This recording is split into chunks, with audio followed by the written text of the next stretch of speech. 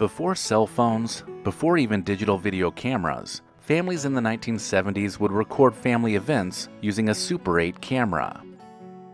The camera was developed by Kodak and used the same format as motion picture films, so it was popular with amateur movie makers. Super 8 made shooting films easier, more affordable, and more fun than ever before. Super 8s remained popular throughout the 1970s, right up until Betamax and VHS camcorders took over the market.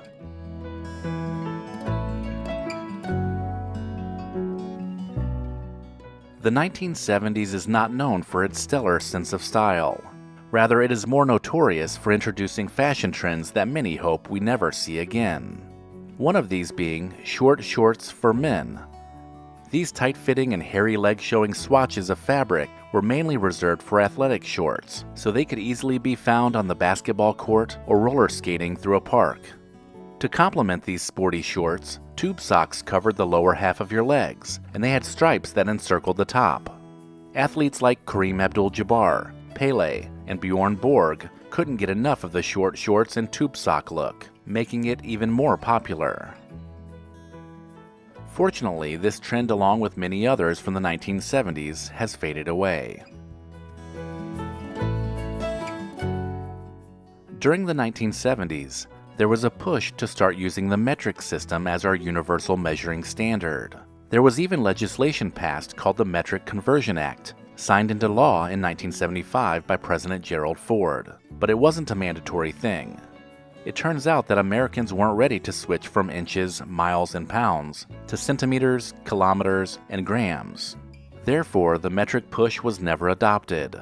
As globalization worked to establish a universally accepted way to measure, we in the US decided that we liked our customary system.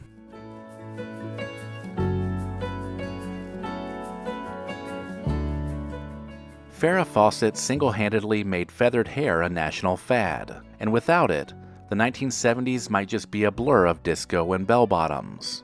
Feathered hair differed from past hairdos, with its breezy blowout that flipped back and away from the face. It just seemed like a more natural look, and teenagers took notice, especially as episodes of Charlie's Angels aired each week, making Farrah an even bigger star. Feathered hair was worn by men and women alike during the 1970s, and although the popularity of the look peaked during this decade, its influence on contemporary hairstyles can still be found.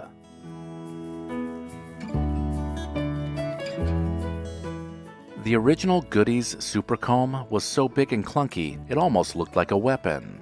But this trusty hair accessory that could comb through anything became the ultimate fashion accessory during the 1970s. By putting a super comb in your back pocket, all of your friends knew you were serious about keeping your hair looking good. And this became a trend that saw just about everybody doing it.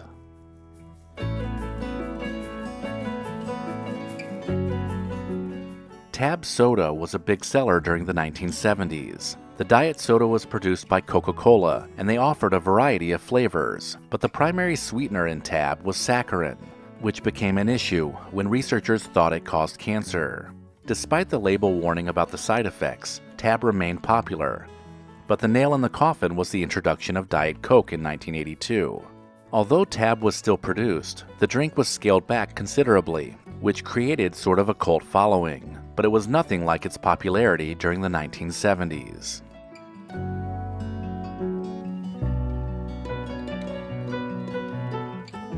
Motorcycles, helped by the popularity of Evel Knievel and the movie Easy Rider, were the inspiration for bicycle designs of the 1970s.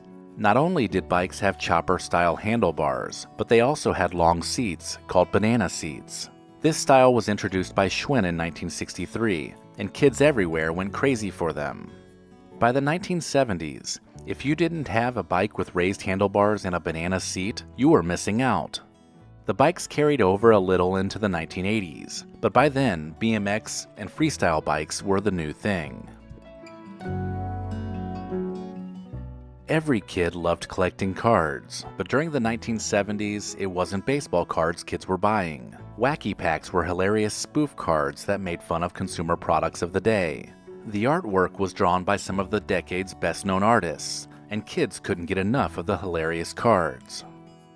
The 1970s was when wacky packs were at their peak, but these funny trading cards would end up fizzling out, especially after kids got their hands on the even more offensive Garbage Pail Kids of the 1980s.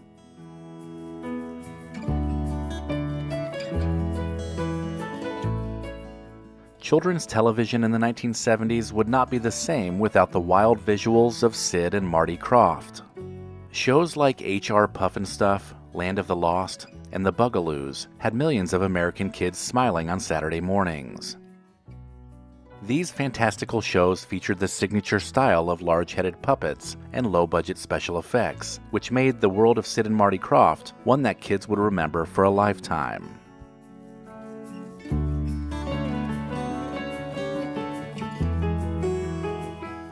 Teenagers from the 1970s wanted one car more than any other. The Pontiac Trans Am became one of the most popular muscle cars of the decade, and the movie Smokey and the Bandit helped to catapult it even further. For kids in the 1970s, the Trans Am embodied everything they could ever want in a car. The Firebird decal on the hood, the shaker scoop, and those comfortable bucket seats made for one of the most iconic cars of the 1970s. You may not have owned an Atari console during the 1970s, but at the very least, you knew somebody who did, and you made sure to do everything in your power to win their friendship.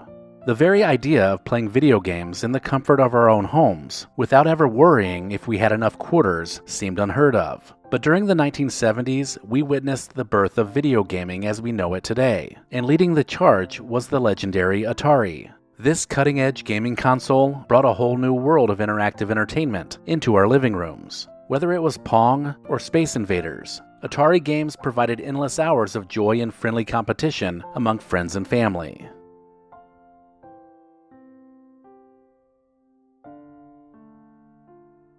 But gaming wasn't the only creative outlet for kids back then. Remember those school projects where you would make homemade ashtrays? It was a time when these types of arts and crafts were the best gifts to give your parents. These unique ashtrays, always made with love, would often become cherished keepsakes for parents and grandparents alike.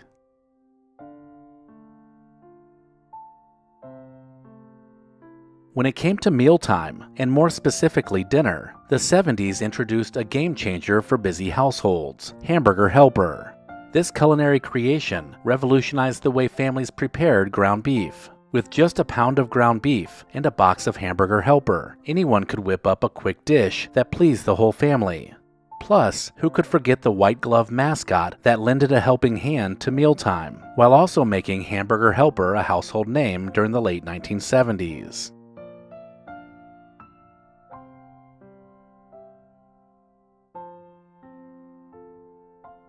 As the temperature rose during hot summer days, there was nothing that kept you cooler better than the good old water hose.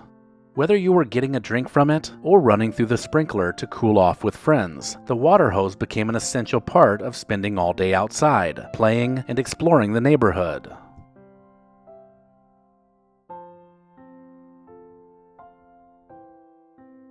Fashion in the 1970s was all about making a statement, and boy, did we stand out with our big collars and big pant legs.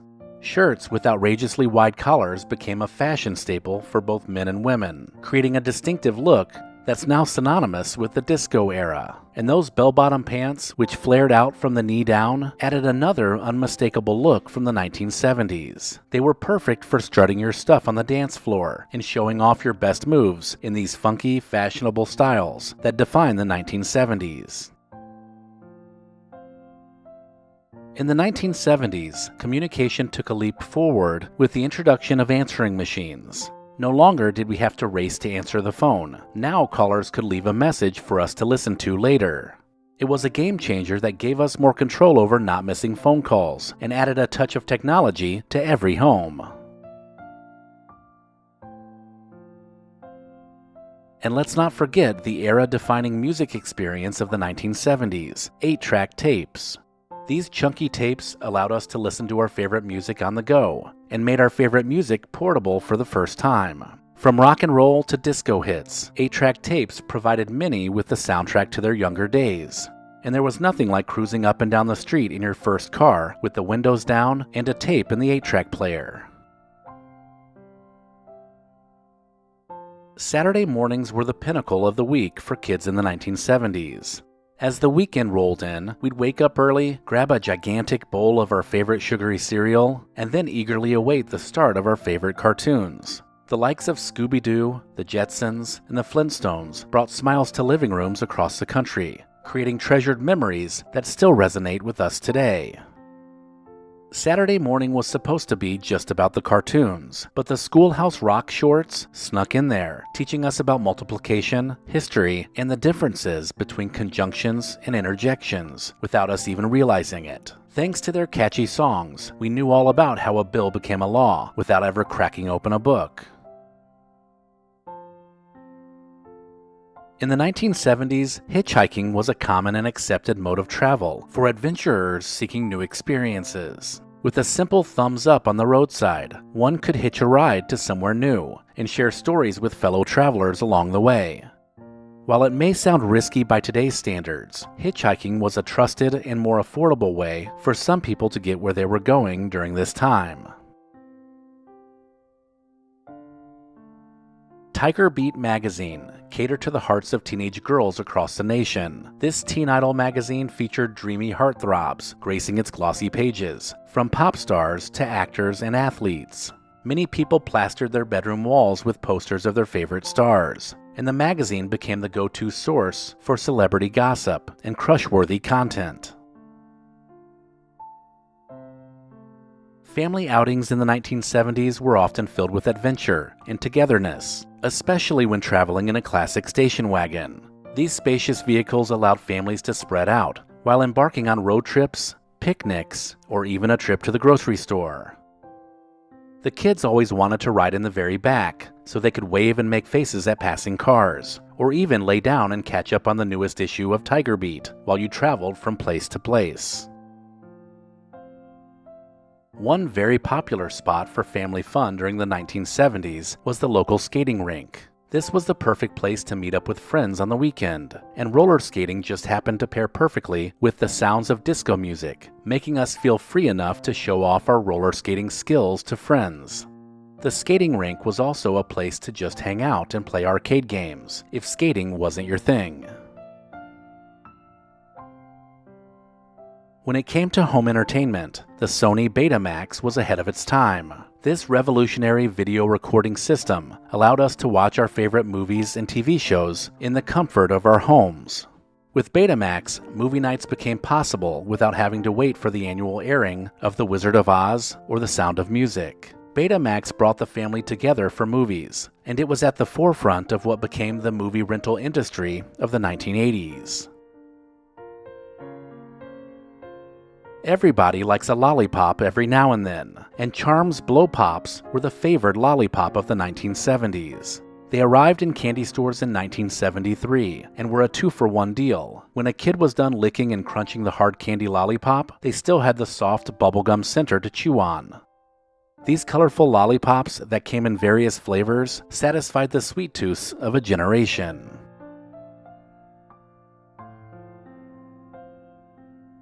The 1970s were filled with gadgets and gizmos that required a lot of power, and D batteries were the unsung heroes that kept them running. From portable radios and flashlights to toys, new electronics, and other household items, these large batteries were a staple in pretty much every home. This decade was when cordless devices became more and more common, and D batteries ensured we never ran out of power.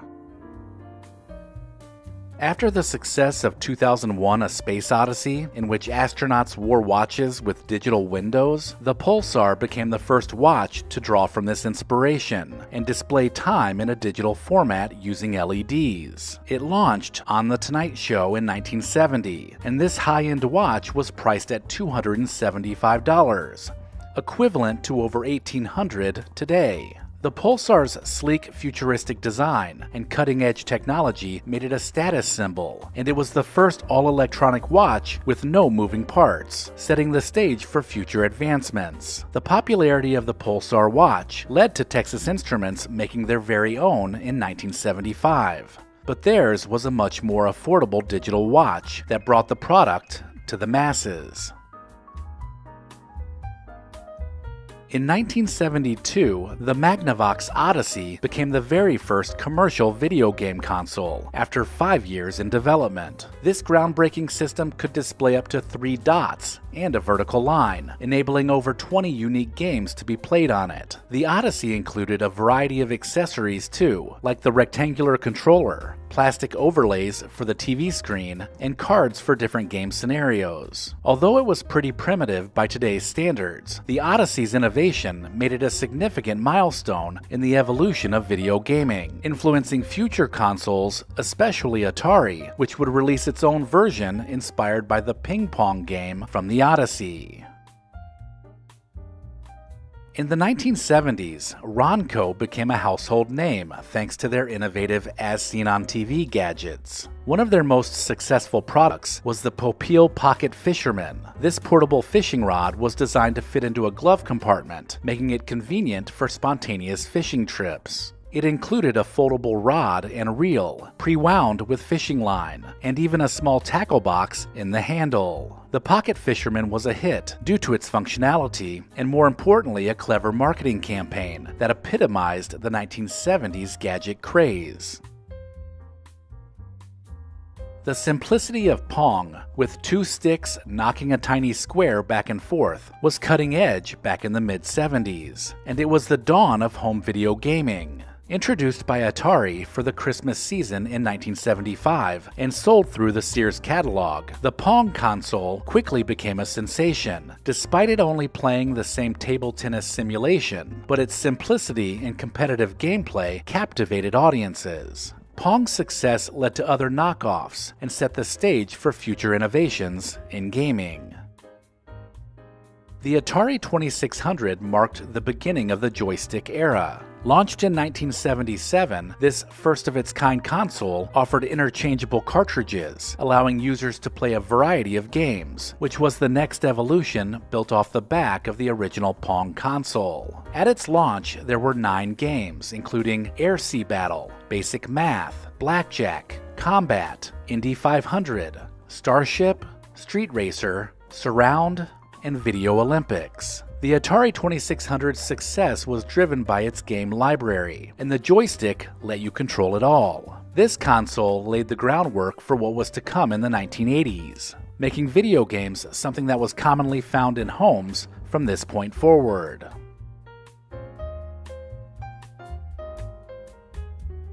Today, kids carry cameras with them everywhere they go in the form of their phone. But back in the day, Kodak's Pocket Instamatic 20 was a game changer. It was introduced in 1972 and was the most affordable in Kodak's Instamatic line, allowing people to quickly snap photos with its easy-to-load film cartridges. The Pocket Instamatic 20's compact size and user-friendly design made photography more accessible, despite still having to develop the film. It revolutionized snapshot photography by simplifying the process, leading to millions of cherished family photos.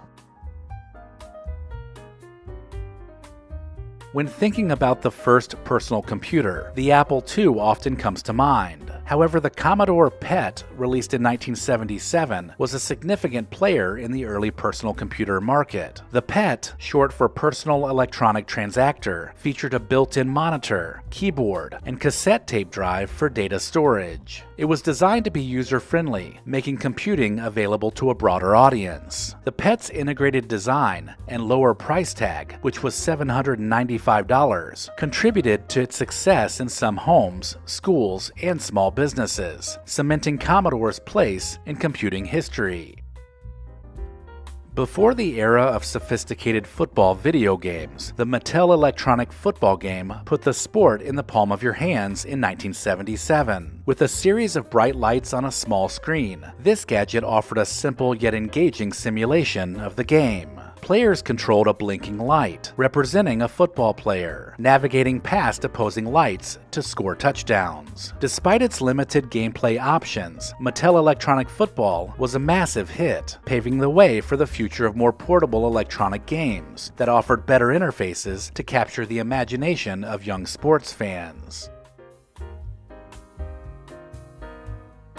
Imagine a time when the ultimate remote control was your little brother. Then came the corded TV remote, a significant step up despite needing to be plugged into the wall and the TV set. This early remote allowed viewers to change channels and adjust the volume from the comfort of their couch, changing the television watching experience. There were also wireless remotes, like the Zenith Space Command, which became widely known as the clicker because of the sound it made flipping through channels. The 1970s saw remote control technology go from big and noisy to more advanced devices that controlled various menus, cable boxes, and eventually VCRs. The Hewlett-Packard 65 was the very first magnetic card programmable handheld calculator. Introduced in 1974 and priced at nearly $800, this scientific calculator made computing complex math problems easy. It featured a magnetic card reader for storing programs, allowing users to write their own calculations, or you could also use pre-programmed cards that were quick and accurate. The HP 65's advanced functionality made it a valuable tool for engineers, scientists, and sometimes students, setting a new standard for programmable calculators. This handheld device was even used by NASA astronauts while in space to adjust their spacecraft's position.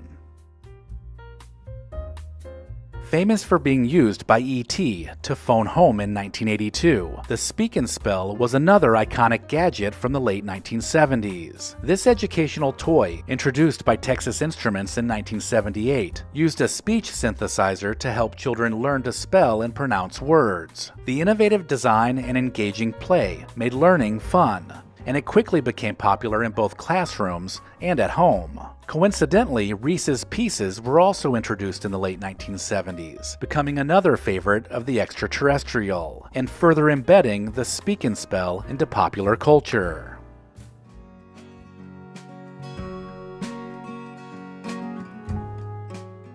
During the 1970s, kitchens were brightened up with loud floral patterns. Rather than just painting the walls a solid color, kitchens were usually wallpapered, which added an abundance of these colorful flowers to the walls. New wallpaper was an easy way to dress up any kitchen, and it was offered in thousands of colors and patterns, which made it feel like a custom addition to your kitchen. The floral wallpaper fad would last through the end of the 70s, and as taste changed, the floral wall covering became seen as a tacky, dated look. There was no other kitchen flooring in the 1970s that was more ubiquitous than patterned linoleum. This flooring was beloved by working moms because it was tough and very easy to clean. Floor manufacturers even marketed these floors as not needing routine waxing, which saved you the hassle. The designs were also anything but plain. Linoleum was available in a wide variety of crazy patterns and color schemes that matched the interior design trends of the 70s perfectly. Once consigned to just patios and porches, rattan furniture became a hot addition to kitchens in the 1970s. Dining and breakfast bar chairs everywhere began to be swapped out with the more casual and natural-looking rattan or wicker options as the decade progressed.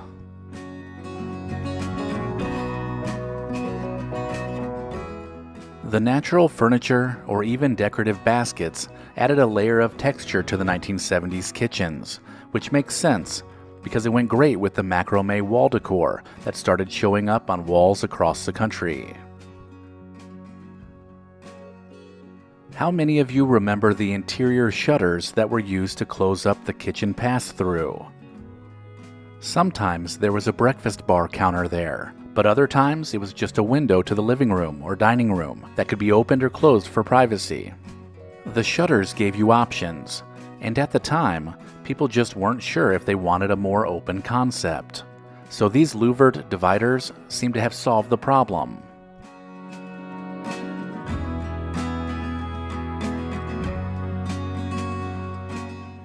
It may have been the patriotic feeling people were having with the upcoming bicentennial, or maybe just great timing. But colonial accents in the kitchen came back with a vengeance in the 1970s. Not only did you see more ornate wood-turned furniture, But you would also commonly see symbols of America adorning cabinets and walls, just like this metal bald eagle found on the overhead vent.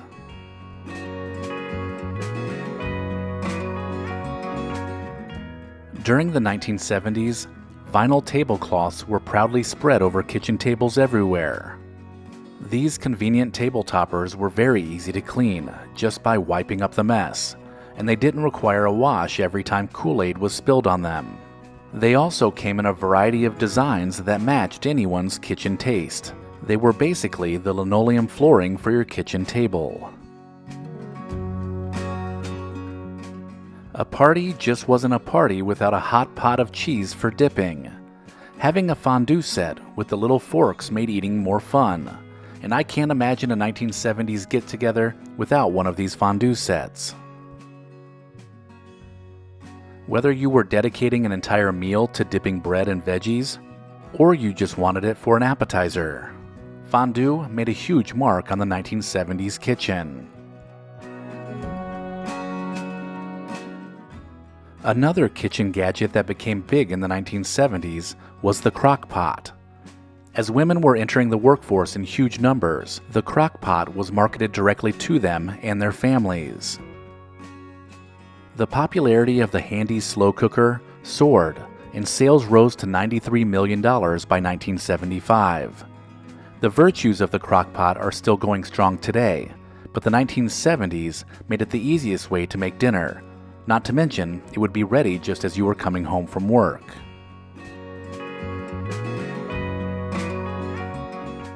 In the 1970s, using a standard knife was ancient history.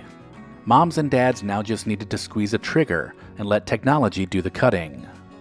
The electric knife just made cutting easier. They weren't, however, the most sturdy or even sharpest knives on the market, but at least you didn't have to spend time sawing through that dry turkey on Thanksgiving.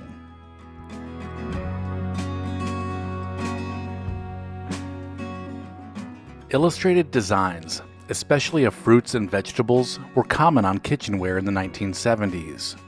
Among the most popular were mushrooms, which showed up on everything well into the late 70s. The painted and sometimes embossed designs could be found on cookware, canister sets, trivets, kitchen towels, and even clocks. For some, the mushroom trend was such a craze that entire kitchens got a mushroom overhaul during this decade.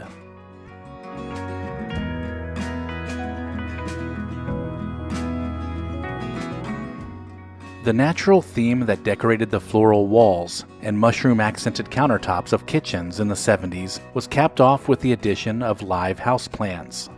Plants like pothos, spider plants, and ferns would drape down and complement the natural wood finishes of your kitchen.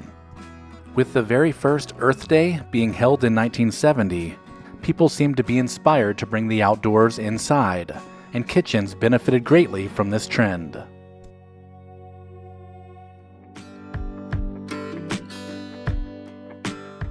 During the 1970s, homes across America were having a new kind of carpet installed. This longer and more plush carpet became known as shag carpeting and took the decade by storm. The variation in available colors was a revelation, and homeowners were able to find the perfect color blend and length to suit their feet. Some shag carpeting was as long as 4 inches, and it required a special rake to tidy it up. The rake was also useful in finding lost items that fell into the jungle that was the floor.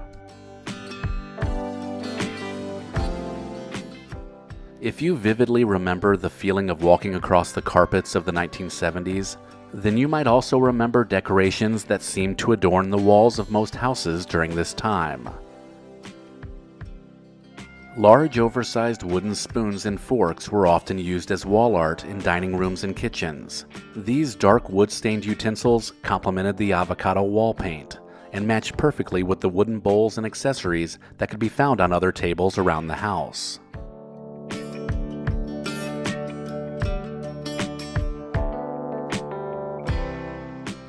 Another common decoration used to dress up any room was an old-timey beer sign or chandelier.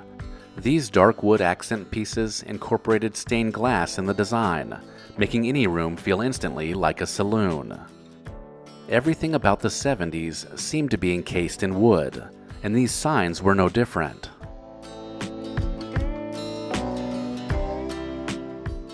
In the living room, it is almost certain that a stereo could be found, but not just any stereo. These were full pieces of furniture that housed the stereo within. Some of these wooden console stereos played off the colonial style that was popular during the 1970s, and it usually complemented the heavy wooden TV in the same room.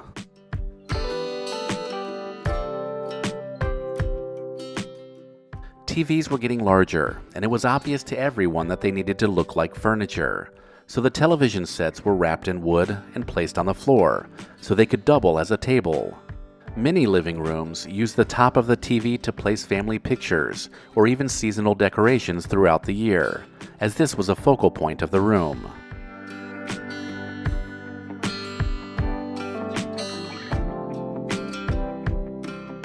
The 1970s was a time when bringing the outdoors in was hip, so live plants, especially ferns and vines, could be found on specially designed plant stands that held multiple plants. These easy-to-care-for species brought the outside in and added a splash of color to any room. The stands came in a range of sizes, and some of them reached as high as the ceiling.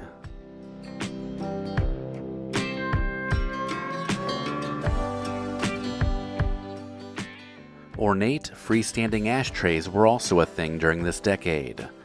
The importance of having a nice place to put out your cigarette was not overlooked, and the decorative glass ashtrays that were often accented with brass was a nice touch. These ashtrays were often really large too, so you didn't have to empty them as much. Plus, they had a handle which allowed you to pick it up and move it around the room.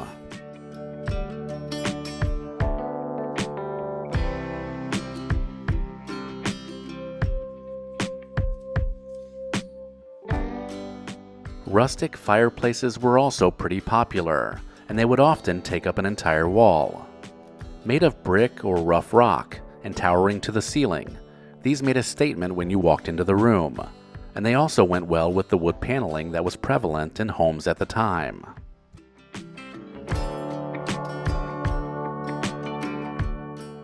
Just about every bedroom needed a good place to relax and lounge, and the beanbag chair was the answer. This was the must-have chair of the decade, mostly because it was unusual and came in every design and color imaginable. The classic beanbag chair was made from vinyl and could be molded into that perfect spot to unwind after a long day at school.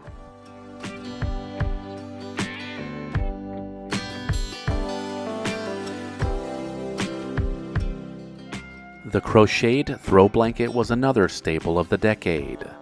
These scratchy blankets usually were designed with a square granny pattern, and they used bright, clashing colors that made them feel just like the 70s. These could often be found permanently draped over the back of the living room couch.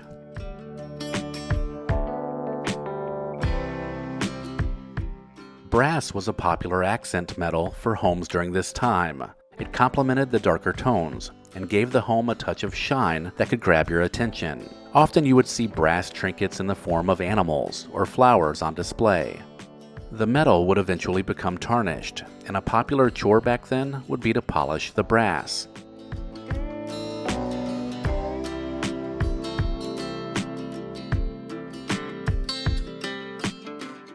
The final touch to any 1970s home has to be the macrame, especially if it was in the shape of an owl. These woven and knotted handmade creations that were perched on top of a stick seemed to be everywhere. I'm guessing that the owl was an easy introduction to the craft, and that's why so many were made. And it also matched the theme of the 1970s perfectly, which was to bring nature indoors.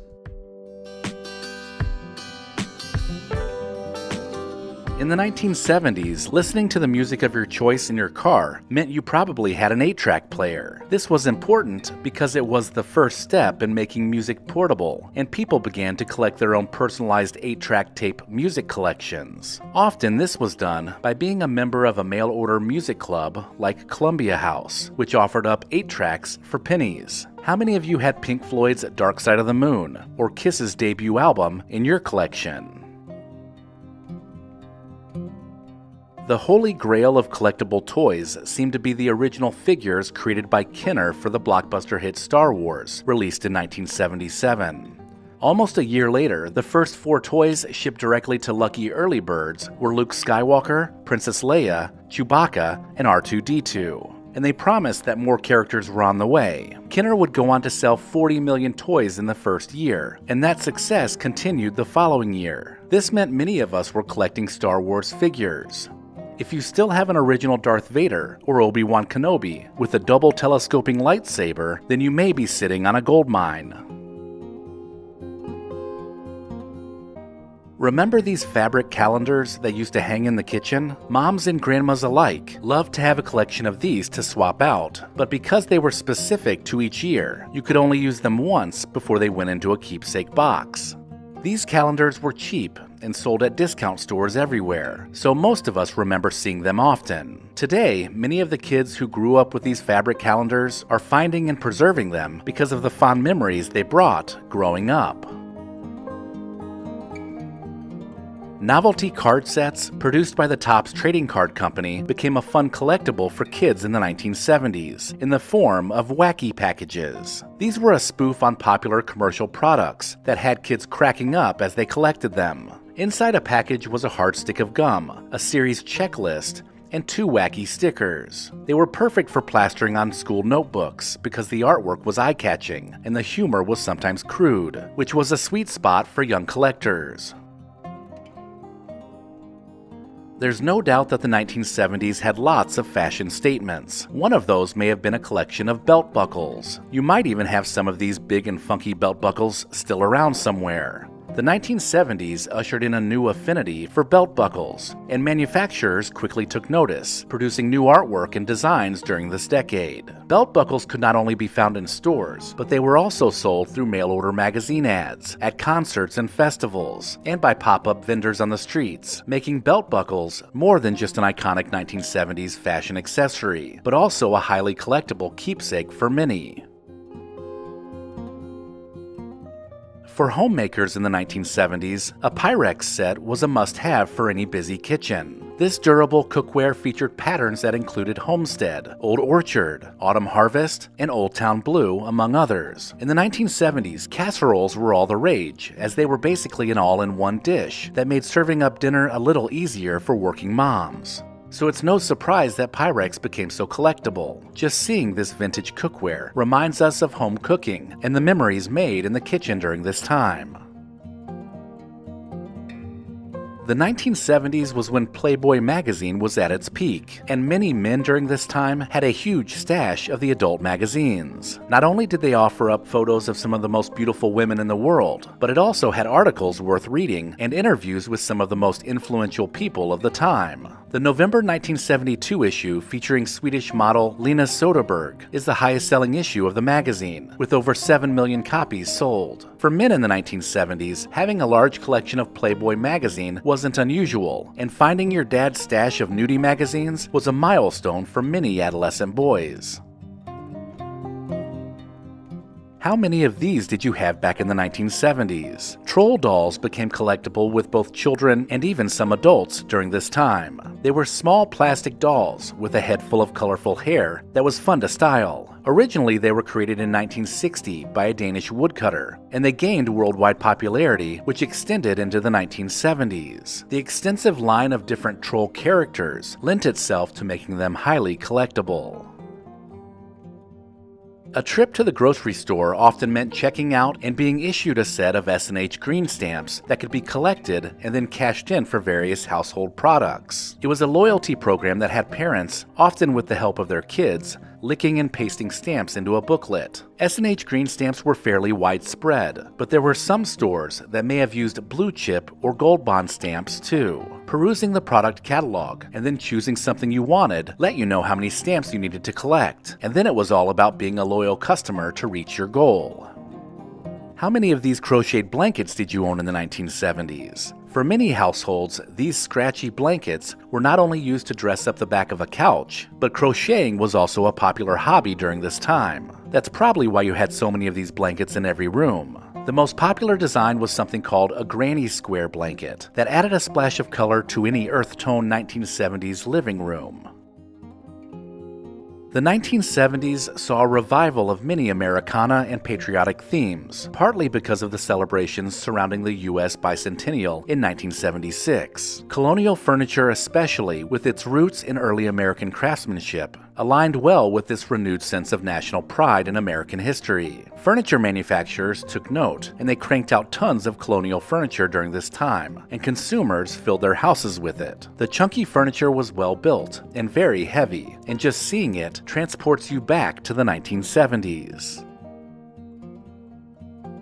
There were many trinket-type collectibles that were pretty popular during this time, but one of the more unusual ones were tiny souvenir spoons. And it wasn't just a few, it was normally a whole collection that was displayed on a wooden rack hanging on the wall. It was one of those collections that you would use to document your own travels, and the tiny spoons could be found pretty much anywhere you went. Collectible spoons are still around, available online and in souvenir shops, but they are not as popular or widespread as they once were in the 1970s.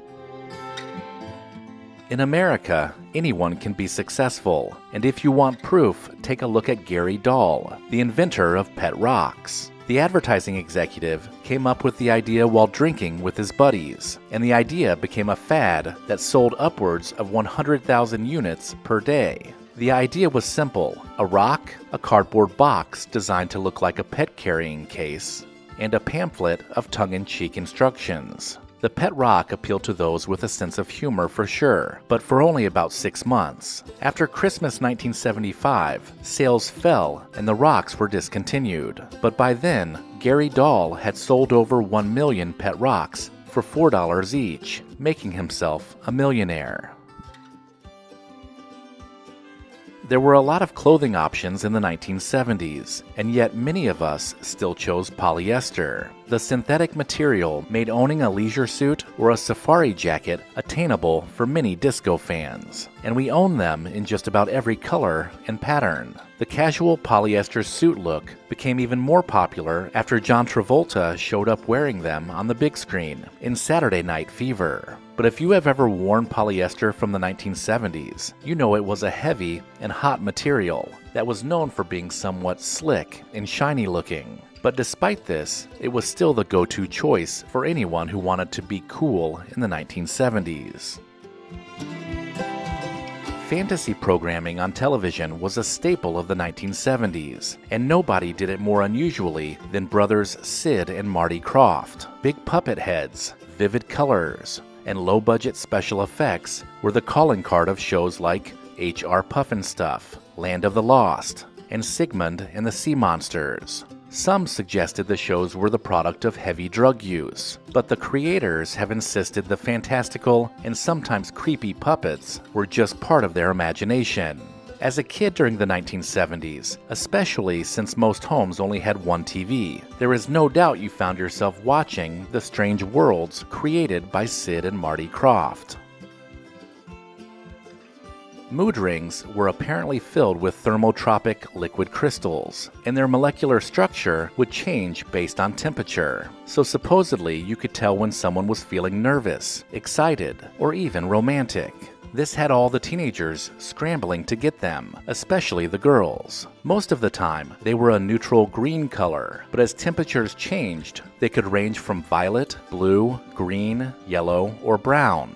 Even if the rings didn't reflect your true mood, they were still fun accessories to wear in the 1970s.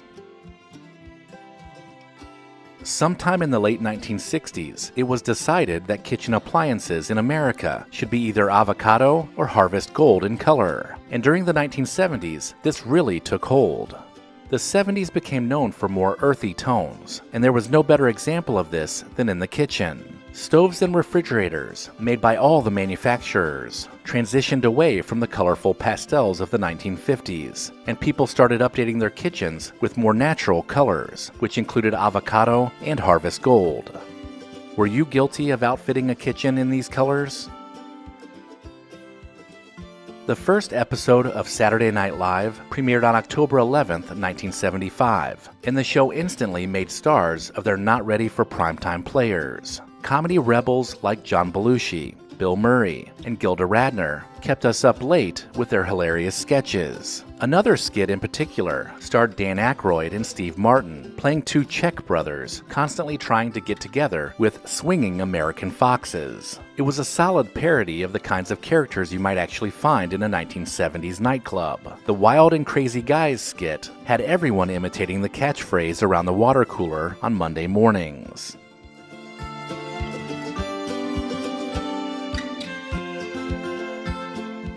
During the 1970s, if your shirt wasn't unbuttoned all the way down to your navel, you were doing it wrong. The look was definitely on the casual side, and it did an exceptional job of showcasing your hairy chest. If it was good enough for Burt Reynolds or Barry Gibb, then all 1970s men should follow suit. Looking back, maybe it wasn't the best look, especially when coupled with those floppy collars and leisure suits. Following a 1973 overhaul, the game show Match Game moved to CBS and became the raunchy, hilarious free-for-all we remember today. The show was about two contestants trying to win money by matching answers with a panel of celebrities. But really, it was about the one-liners delivered by the likes of Brett Summers, Richard Dawson, and the always outrageous Charles Nelson Riley. The bawdier, the better. And although Match Game looks seriously dated today, it still manages to deliver some solid laughs, and was a guilty pleasure for many back in the 1970s. The 1973 oil crisis hit wallets pretty hard, and filling up larger vehicles took its toll on many Americans. So some of them switched to compact new cars like the Ford Pinto, the AMC Gremlin, and the AMC Pacer. Unfortunately, whatever they offered in mileage, they lacked in design. The Ford Pinto was infamously explosive. The Gremlin handled terribly, and the fishbowl-like Pacer is widely considered one of the ugliest cars ever made. Thankfully, all three of these models were short-lived, and manufacturers recognized their mistakes, stopping production of them by 1980. In the late 1970s, an unlikely superstar began touring the country, with exhibitions attracting a sold-out audience. The treasures of King Tut, the Egyptian boy king, whose lavish tomb was discovered in 1922, went on a U.S. tour starting in 1976. And it was so successful, it lasted into the 1980s. The exhibition created such a buzz, King Tut and Egyptian culture was showing up on TV, in movies, and in music. Who could forget Steve Martin's costumed SNL performance of King Tut in 1978? Not to mention, many of us were guilty of owning at least one King Tut t-shirt, too.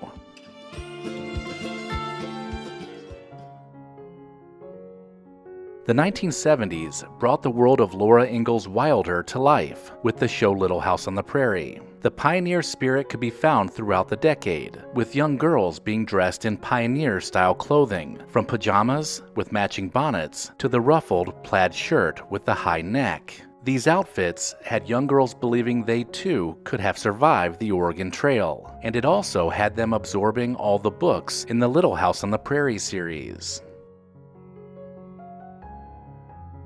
Women in the 1970s loved their blue eyeshadow. The look added some glam to the otherwise natural tones that dominated the 1970s. The blue eye shades were a holdover from the 1960s, where we saw Elizabeth Taylor play Cleopatra, and Andy Warhol paint his famous Blue Marilyn painting.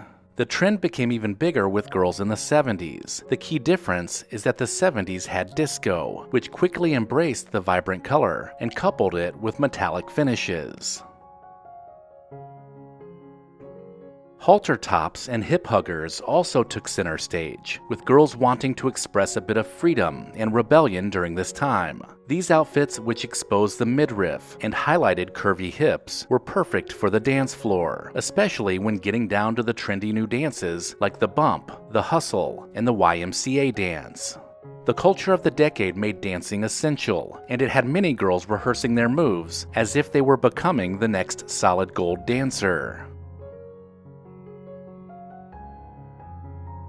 As women were becoming more and more independent, Hollywood followed and produced shows that were reflective of the times. Two popular shows that many women watched in the 70s highlighted working women and the inequalities they experienced. The Mary Tyler Moore Show was one of the most loved shows of all time, and featured a single woman in her 30s working for a TV station. Alice featured a single mother supporting herself and her son by working in a diner, opposite a chauvinistic boss. Both shows appealed to women and brought attention to the trials that they were facing. When Charlie's Angels debuted, it had both men and women watching, for clearly different reasons. Women of the 1970s couldn't get enough of Farrah Fawcett's hair. The feathered and flipped back look was something that every girl from that time tried to imitate. With a blow dryer and some hairspray, girls could achieve that signature look that became a definitive style from this decade. If you were one of the girls that adored Farrah Fawcett and her look, you might have owned the Lady Chic Speed Styler. This was endorsed by the superstar and made achieving her classic look even easier. Girls all over the country bought the device, which was a combination of a dryer and a hair styler, and it made mastering that feathered hair look even easier. The 1970s in general was a big decade for beauty supplies. Shampoos like Prel, Herbal Essence, Lemon Up, and Gee, Your Hair Smells Terrific are just a few of the many options that women had for washing their hair. On top of the fragrant shampoos, there was Love's Baby Soft that made young girls smell like baby powder, and Bonnie Bell Lip Smackers, which added a glossy shine to your lips while satisfying your taste buds with a variety of flavors. The epitome of daring fashion in the 1970s has to be the hot pants. These tight, shorty shorts showcased legs for days, making a bold statement anywhere they were worn, which contributed to their name. They were the center of so many heated societal debates that they earned the name hot pants. The fashion trend was another way for women to liberate their bodies and show off more skin. Teenagers' bedrooms during the 1970s were often plastered with posters. For teenage girls, it was often posters taken from their favorite teen heartthrob magazine, Tiger Beat. There was Sean Cassidy, David Cassidy, Leif Garrett, and Scott Baio, among others. And these teen idols were often papering the walls of bedrooms across the country. Girls couldn't wait to get the next issue, so they could start clipping pictures out of it to completely cover their walls. The 1970s was a popular time for teenagers to hang out at a roller skating rink, but as disco came onto the scene, roller disco became all the rage. Skating went from being a pretty leisurely and fun way to spend an evening with friends to a sweaty dance party that went well into the morning hours. This was especially true in larger cities, but even small-town roller rinks were spinning disco records as teenage girls sang along as they circled the rink. During the 1970s, sewing was still an important life skill passed down from mothers, and it was also reinforced in home economics classes in high school. Girls were taught early on how to sew on a button, stitch on a patch, or mend a hole. This also led to them learning how to use a sewing machine, which allowed them to create handmade outfits. For many girls in the 1970s, Judy Blume provided a roadmap for navigating those awkward younger years. Books like Are You There, God? It's Me, Margaret, Tales of a Fourth Grade Nothing, and Blubber were all standard reading for young people. Usually, the occasional school book fair was a perfect opportunity to pick up one of these books. And with over 82 million copies of Judy Blume books being sold, it's safe to say that lots of girls were reading these books. Having a bike in the 1970s was one thing, but if you had an iconic chopper bike with a banana seat, you were the envy of the neighborhood. These bikes had extended frames and low-slung seats, and they represented the ultimate in 1970s coolness. Rich kids didn't just ride these bikes, they made a statement as they cruised around the block. They were attention-grabbing because they came in a variety of vibrant colors, and the high-rise handlebars set them apart from all the other regular bikes. A chopper was a source of envy for other kids, and it was another thing that set rich kids apart in the 1970s.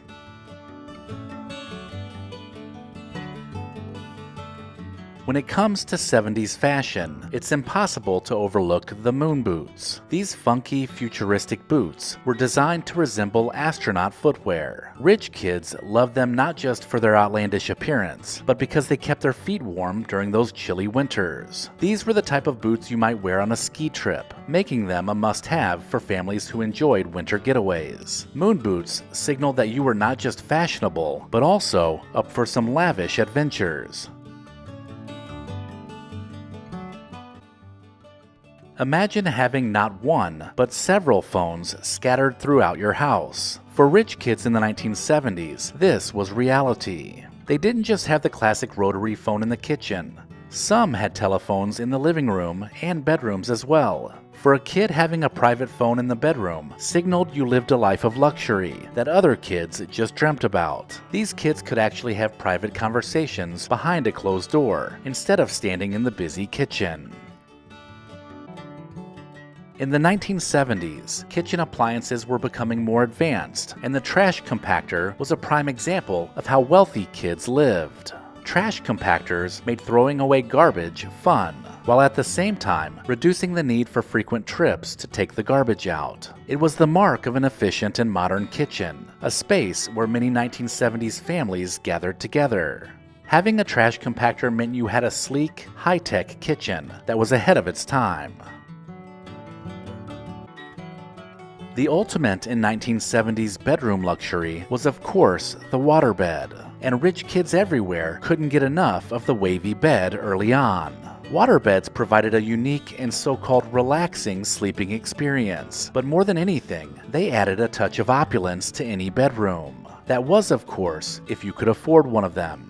Generally, waterbeds were very expensive, so it was unusual to see one outside of a parent's bedroom. So that is why it was such a big deal if a rich kid had one in their room. If you had a color TV in your bedroom during the 1970s, that meant you were one of the lucky ones. Black and white TVs were still very common, and color TVs were making their way into the living rooms of homes across the country. But having one in the bedroom was a status symbol. Can you imagine being able to watch your favorite shows in full color from the comfort of your own bed? This was the reality for some. And in addition to having multiple TVs in the house, some rich families even had a TV with a clicker that allowed them to change the channel without getting up, which was mind-blowing.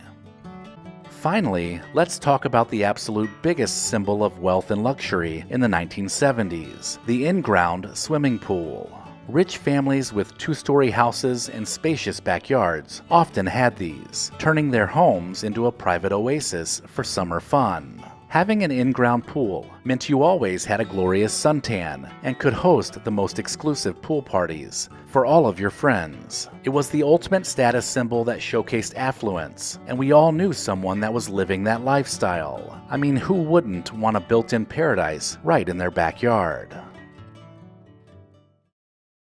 Recollection Road loves to recommend LEGACYBOX because we both believe in preserving the past. If you have a cluttered closet with cherished home videos and photos that rarely see the light of day, then you need to visit LEGACYBOX.com/recollection. These irreplaceable heirlooms are rapidly fading away, and they deserve to be digitized and shared with family and friends. And right now, LEGACYBOX is offering you $9 tape transfers. The process is simple. Send in your LEGACYBOX filled with old VHS tapes, camcorder tapes, and pictures. Their team will professionally digitize everything by hand, right here in the USA.